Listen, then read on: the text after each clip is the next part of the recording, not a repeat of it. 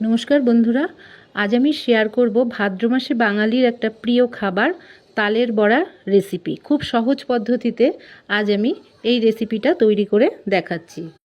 একটা বড়া আমি একটু ভেঙে দেখাচ্ছি, ভেতরটা একদম নরম তুলতুলে, ওপর থেকে মুচমুচে।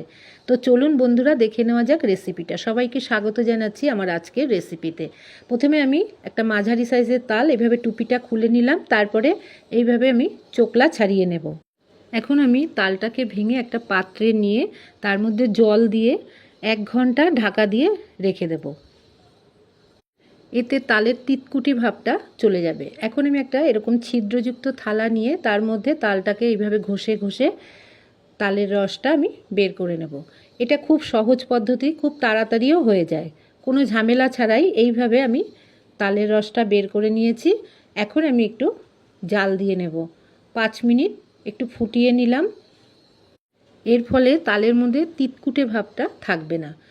এখন ঠান্ডা করে এর মধ্যে দিয়ে দিচ্ছি 1 বাটি কোরানো নারকেল, আর দিচ্ছি 1 বাটি চালের গুঁড়ো।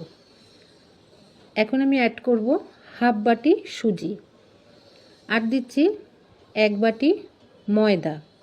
এরপর দেব 1.5 বাটি চিনি। মিষ্টিটা যার যার স্বাদ অনুযায়ী দেবেন, আমি এখানে 1.5 বাটি চিনি দিলাম। আর দেব 10-12টা কলা।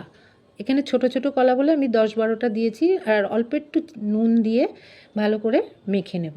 একটু ভালো টাইম নিয়ে চটকে চটকে ভালো করে মেখে নিয়ে কিছুক্ষণ ঢাকা দিয়ে রেখে দিয়েছিলাম। তারপরে কড়াইতে সাদা তেল দিয়ে তেলটা গরম হয়ে গেছে। এখন আমি তালের বড়াগুলো এইভাবে একটা একটা করে ছেড়ে দিচ্ছি।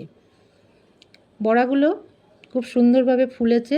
আমি কিন্তু এখানে খাবার সোডা দেইনি, আপনারা চাইলে দিতে পারেন। এইভাবে একের পর এক সব বড়াগুলো আমি ভেজে নিলাম। তো তৈরি হয়ে গেল আমার তালের বড়া রেসিপি। বন্ধুরা, কেমন লাগলো আমার তালের বড়া রেসিপিটা অবশ্যই কমেন্ট করে জানাবেন। সবকটা আমি এইভাবেই ভেজে তুলে নিয়েছি।